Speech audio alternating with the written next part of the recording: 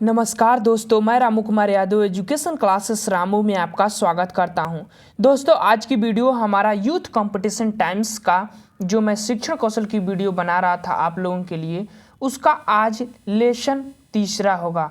तीसरा लेसन जो है वर्तमान भारतीय समाज एवं प्रारंभिक शिक्षा, तो शिक्षण कौशल के रिलेटेड है। अगर आप सहायक अध्यापक यानी कि प्राथमिक शिक्षक भर्ती की तैयारी करते हैं तो आप इस वीडियो को जरूर देखिएगा। शिक्षण कौशल के रिलेटेड यहाँ से 10 नंबर के प्रश्न बनते हैं, तो काफ़ी इम्पोर्टेंट है आप लोगों के लिए 10 नंबर। तो आप इस जरूर वीडियो को देखिएगा। अगर वीडियो पसंद आए तो चैनल को लाइक शेयर सब्सक्राइब आप अपने दोस्तों के पास ज़्यादा से ज़्यादा करिएगा।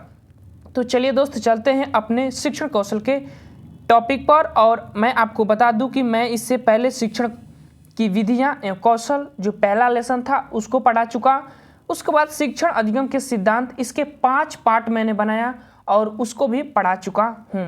अब हमारा जो है लेसन नंबर तीसरा और वर्तमान भारतीय समाज एवं प्रारंभिक शिक्षा जो है उसको स्टार्ट कर दिया हूं, और इसको मैं 2 वीडियो में ख़त्म कर दूंगा। काफ़ी इम्पोर्टेंट टॉपिक होता है यह, और इसको जरूर पढ़िएगा। डीएलएड का एक विषय होता है, सेमेस्टर वाइज जो होता है डीएलएड में, तो यह एक विषय होता है वर्तमान भारतीय समाज प्रारंभिक शिक्षा। इसके अंतर्गत कई टॉपिक आते हैं, तो उस चीज़ों को हम ध्यान देंगे। काफ़ी इम्पोर्टेंट टॉपिक है शिक्षण कौशल के अंतर्गत, यहाँ से प्रश्न काफ़ी बनते हैं, तो ध्यान रखिएगा। चलिए अब चलते हैं सीधे अपने टॉपिक पर, और हमारा टॉपिक है वर्तमान भारतीय समाज एवं प्रारंभिक शिक्षा। ठीक, तो चलिए देखते हैं। पहला हमारा पॉइंट है कि वर्तमान भारतीय समाज में महत्वपूर्ण है। तो देखिए, वर्तमान भारतीय समाज में सबसे महत्वपूर्ण है तो वह है एकीकरण। अगर आप में एकता होती है तो आप ज़्यादा मजबूत होते हैं और ज़्यादा आगे बढ़ते हैं, आपका विकास बहुत तेज़ी से होता है। ठीक, लेकिन अगर आप में एकता नहीं होती है तो आप पीछे चले जाते हैं, उतना ही पीछे। जैसे देखते हैं कि आप किसी परिवार में भी देखते होंगे, अगर परिवार की एकता होता है तो उसके बहुत तेजी से विकास होते हैं, लेकिन जैसे ही उनका विघटन हो जाता है तो वो धीरे धीरे उनकी जो विकास होने की दर है वो धीमी हो जाती है। तो वर्तमान भारतीय समाज में अगर सबसे महत्वपूर्ण की बात करें तो वह एकीकरण होता है। जैसे एकीकरण का अर्थ की अगर हम बात करें तो समूचे समाज को एक समझा जाता है। एकीकरण में समूचे समाज को एक समझा जाता है। आगे चलते हैं, और अगला पॉइंट है कि सामाजिक एकता का अर्थ है। सामाजिक एकता का क्या अर्थ है? तो सामाजिक एकता का अर्थ की अगर हम बात करें तो वो होता है जाति, संप्रदाय एवं भाषा को स्वीकार करना है। यानी सभी लोगों को, जो भी उस समाज की जो जातियां होती हैं, जो संप्रदाय होते हैं, उनको सभी चीज़ों को एक समान मतलब कि स्वीकार करना होता है सभी को, वही सामाजिक एकता कहलाता है। अगला पॉइंट, सामाजिकरण। सामाजिक एकीकरण का साधन है तो वह शिक्षा। अगर सामाजिक एकीकरण आप लाना चाहते हैं तो वह एक ही मात्र साधन होता है, और वो होता है शिक्षा। तो ध्यान रखिएगा, शिक्षा सर्वोपरि मूल्य होता है आपके समाज को एकीकरण करने में, तो इस चीज को भी ध्यान रखिएगा। काफ़ी इम्पोर्टेंट पॉइंट इसमें लिखे गए हैं जो कि प्रश्न बनने के चांस होते हैं, तो ध्यान से इस वीडियो को देखिएगा। अगला पॉइंट है कि सामाजिक और राष्ट्रीय एकता पर बल दिया तो वह कोठारी आयोग ने दिया था। ये जो कोठारी आयोग है, अगले पॉइंट पर देख लेते हैं। कोठारी शिक्षा आयोग का गठन 1964-66 में हुआ था, और ये जो कोठारी आयोग है राष्ट्रीय और सामाजिक एकता पर सबसे ज़्यादा बल देने का कार्य किया था। तो काफ़ी महत्वपूर्ण ये कोठारी आयोग है। इसकी डिटेल में बात अभी हम आगे करेंगे, और भी पॉइंट इससे रिलेटेड आएगा। तो अगले पॉइंट पर चलते हैं। स्वतंत्र भारत में सर्वप्रथम गठन किया गया था तो विश्वविद्यालय शिक्षा आयोग का गठन किया गया था। जब हमारा 15 अगस्त 1947 को देश आजाद हुआ तो उसके तुरंत बाद अगले ही साल विश्वविद्यालय शिक्षा आयोग का गठन किया गया था, जिसका नाम अन्य नाम भी है, जैसे राधा कृष्णन आयोग। इसके अध्यक्ष की बात करें तो डॉक्टर राधा कृष्णन इसके अध्यक्ष थे। तो यह विश्वविद्यालय शिक्षा के संबंध में ये आयोग की स्थापना किया गया था। ऐसे प्रश्न पूछता है कि स्वतंत्र भारत का पहला आयोग कौन सा था, तो यही था राधा कृष्णन आयोग या विश्वविद्यालय शिक्षा आयोग था। ठीक, याद रखिएगा। और ये किस सन में आया था, तो 1948 और 1949 में इस आयोग का जो है निर्माण किया गया था या आयोजन किया गया था। तो इंपॉर्टेंट है, ध्यान रखिएगा। अगले पॉइंट पर चलते हैं और अगला पॉइंट है भाषात्मक एकता के लिए आवश्यक है। तो भाषात्मक एकता के लिए आवश्यक है अंतर सांस्कृतिक भावना का विकास करना। प्रत्येक व्यक्ति में अपने देश की संस्कृति जो होती है उसको विकसित करना ही भाषात्मक एकता के लिए आवश्यक है। तो इंपॉर्टेंट है, ध्यान रखिएगा। आगे चलते हैं, अंतर सांस्कृतिक भावना आवश्यक है राष्ट्र सुदृढ़ के लिए। अगर राष्ट्र की मजबूत बनाना है तो अंतर सांस्कृतिक भावना विकसित करना चाहिए। प्रत्येक व्यक्ति को अपने समाज देश की जो संस्कृति होती है उसको विकसित करना चाहिए। अब आगे चलते हैं और अगला हमारा पॉइंट है कि भावात्मक एकता का आदर्श वाक्य है कि सामाजिक और राष्ट्र की एकता। यानी भावात्मक एकता का जो एक आदर्श वाक्य होता है वो सामाजिक और राष्ट्र की एकता होता है। इंपॉर्टेंट है। अगले पॉइंट पर चलते हैं और अगला हमारा पॉइंट है कि पाठ्यक्रम का अनिवार्य तत्व कौन सा है। तो समाज का सेवा और राष्ट्र की सेवा, ये पाठ्यक्रम का एक अनिवार्य तत्व होना चाहिए या होता भी है, याद रखिएगा। अगले पॉइंट पर चलते हैं और अगला पॉइंट है शिक्षा संस्थानों में आवश्यक है शारीरिक शिक्षा। शारीरिक शिक्षा काफ़ी महत्वपूर्ण शिक्षा होती है। किसी भी बच्चे को मानसिक, सांवेगिक और जो एक सामाजिक विकास होता है वह शारीरिक शिक्षा के ही द्वारा होता है। तो शारीरिक शिक्षा शिक्षण संस्थानों में काफ़ी आवश्यक होता है। छोटे बच्चों के लिए तो शारीरिक शिक्षा काफ़ी महत्वपूर्ण होता है। तो इम्पोर्टेंट है। आगे चलते हैं, बालकों की रुचि बढ़ती है स्काउटिंग एवं शारीरिक शिक्षण में। जो बालकों की रुचियां जो है बढ़ती हैं, ये चीज स्काउटिंग एक खेल होता है उसी को कहा जाता है। ठीक, अब चलते हैं अगले पॉइंट पर और अगला पॉइंट है बालिकाओं के लिए व्यवस्था है गर्ल गार्डिंग की। जो बालिकाओं के लिए व्यवस्था की जाती है वो गर्ल गार्डिंग की व्यवस्था की जाती है शिक्षण संस्थानों में। आगे चलते हैं और अगला पॉइंट है कि समाज सेवा के लिए बालकों में रुचि बढ़ाई जा सकती है किस माध्यम से। तो एनसीसी के माध्यम से या एनएसएस के माध्यम से। अगर बालकों में सामाजिक सेवा, समाज सेवा के प्रति रुचि बढ़ानी है तो आप एनएसएस में उसका प्रयोग करिए और एनएसएस और एनसीसी में भी उसका प्रयोग किया जाता है। ये एक अलग माध्यम होता है बच्चों को समाज सेवा के प्रति जागरूक करना, समाज में कैसे सेवा करना, कैसे साफ सफाई रहना, इन चीज़ों का ज्ञान इसमें दिया जाता है। तो काफ़ी महत्वपूर्ण है। अब चलते हैं आगे और हमारा अगला पॉइंट है बालकों के शारीरिक विकास के लिए सरकार की योजना है राष्ट्रीय अनुशासन योजना है। जो बालकों के सामाजिक शारीरिक विकास के लिए एक सरकार के द्वारा योजना चलाई जाती है जिसे राष्ट्रीय अनुशासन योजना कहा जाता है। फिर अगले पॉइंट पर चलते हैं, भारत में जाति का आधार क्या है। तो वो जन्म है। आप किस जाति का आधार पूछा जाता है तो जन्म के आधार पर ही हो जाता है कि आप किस कुल में, किस जाति में आप जन्म लेते हैं, वहीं भारत में जाति का आधार होता है। ठीक, अगले पॉइंट पर चलते हैं और अगला पॉइंट है कि विश्वविद्यालय शिक्षा आयोग की सिफारिश है। तो वह जनतंत्र को सफल बनाने वाले नागरिकों का निर्माण करना विश्वविद्यालय शिक्षा आयोग की सिफारिश है। अब चलते हैं अगले पॉइंट पर और अगला काफ़ी महत्वपूर्ण पॉइंट है वह है माध्यमिक शिक्षा आयोग का गठन कब हुआ था। तो 1952 और 1953 में हुआ था। राधा कृष्णन आयोग के बाद इसी शिक्षा आयोग का गठन हुआ था जो कि माध्यमिक शिक्षा आयोग था। ठीक, माध्यमिक शिक्षा के लिए इस आयोग का गठन किया गया था। और भी पॉइंट इसके रिलेटेड दिए गए हैं, जैसे देखते हैं माध्यमिक शिक्षा आयोग का नाम है मुदालियर आयोग। माध्यमिक शिक्षा आयोग का अन्य नाम से जो जाना जाता है वह है मुदालियर आयोग। और अगला पॉइंट, मुदालियर आयोग के अध्यक्ष कौन थे। तो डॉक्टर लक्ष्मण स्वामी मुदालियर थे। तो उन्हीं के नाम पर उस आयोग का नाम रखा गया था।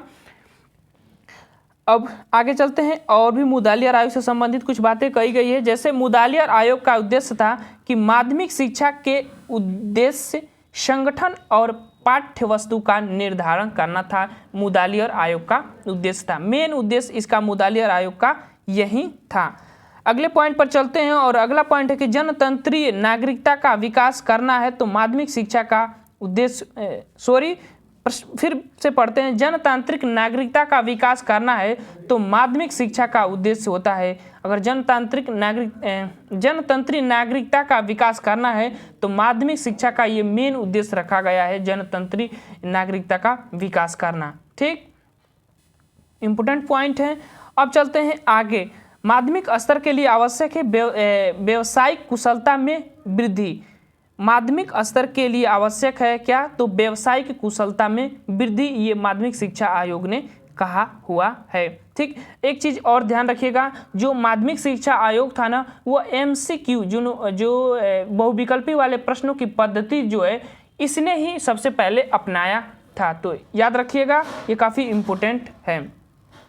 आगे चलते हैं। नेतृत्व के गुणों का विकास आवश्यक है, तो वह माध्यमिक स्तर पर इसका विकास सबसे ज़्यादा आवश्यक होता है, नेतृत्व के गुणों का विकास।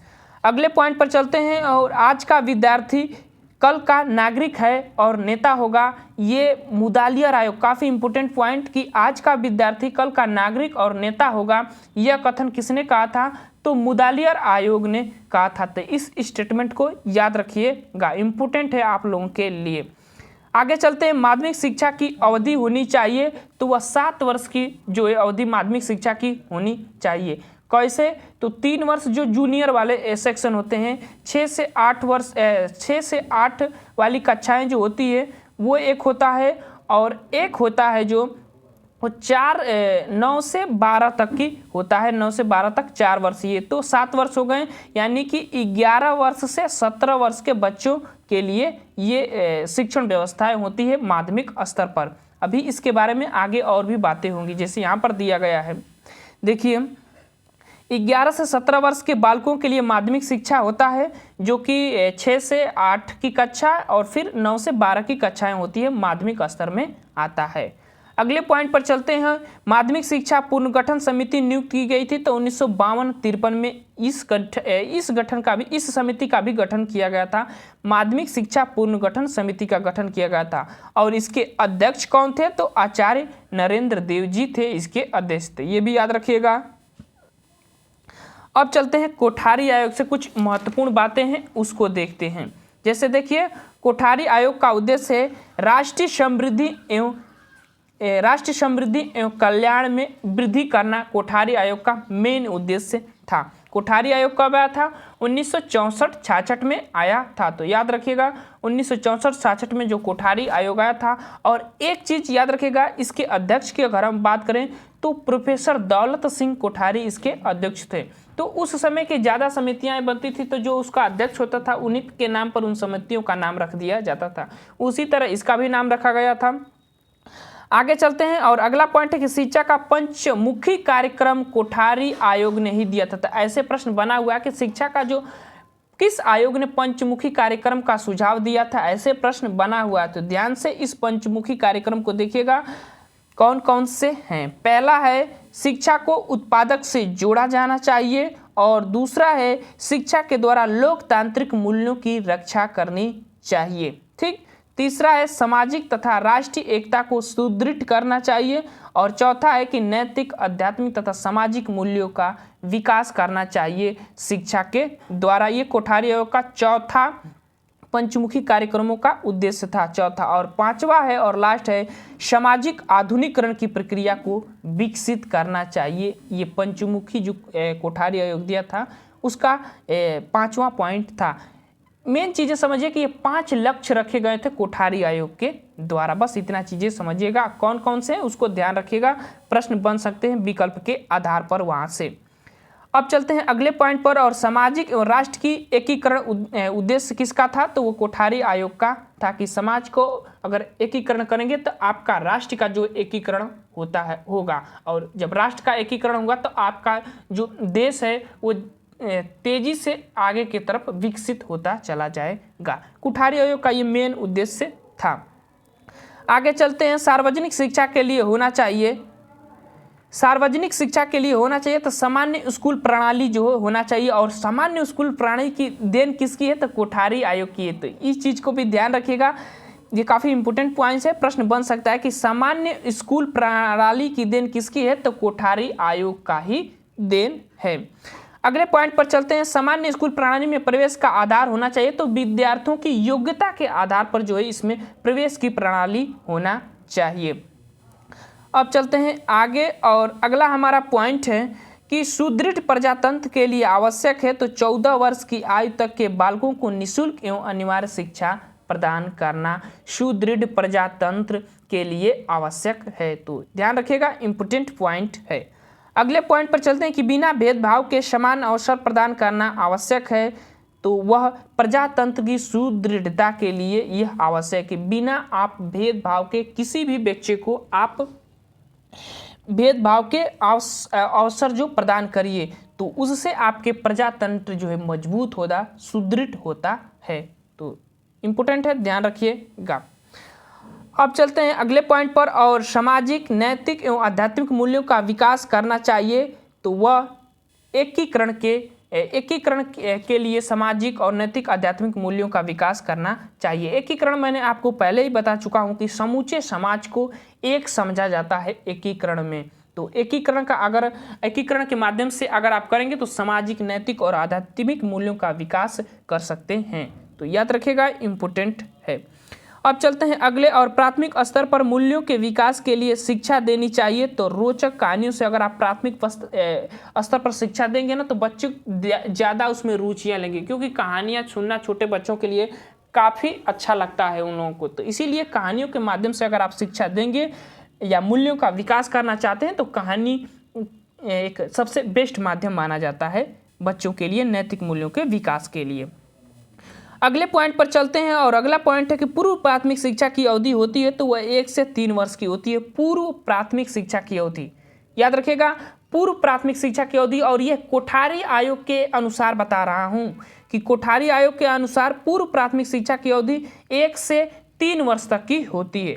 उसके बाद निम्न प्राथमिक स्तर की शिक्षा की अवधि जो होती है 4वीं और 5वीं कक्षा जो होती है वो होती है निम्न प्राथमिक स्तर की शिक्षा की अवधि होती है। उसके बाद उच्च प्राथमिक स्तर की शिक्षा की अवधि 3 वर्ष का होता है। और वो 6वीं से 8वीं वर्ष के जो बच्चे होते हैं, वो 6वीं और 8वीं कक्षा के जो बच्चे होते हैं उनके लिए ये चीज़ होता है उच्च प्राथमिक शिक्षा की अवधि। ये कोठारी आयोग ने अपने पूरे प्रतिवेदन में इस चीज़ पर बात कहा था। तो ध्यान रखिएगा, ये कोठारी आयोग के अनुसार है। अगला पॉइंट, शैक्षिक अवसर की समानता का सुझाव किसने दिया था?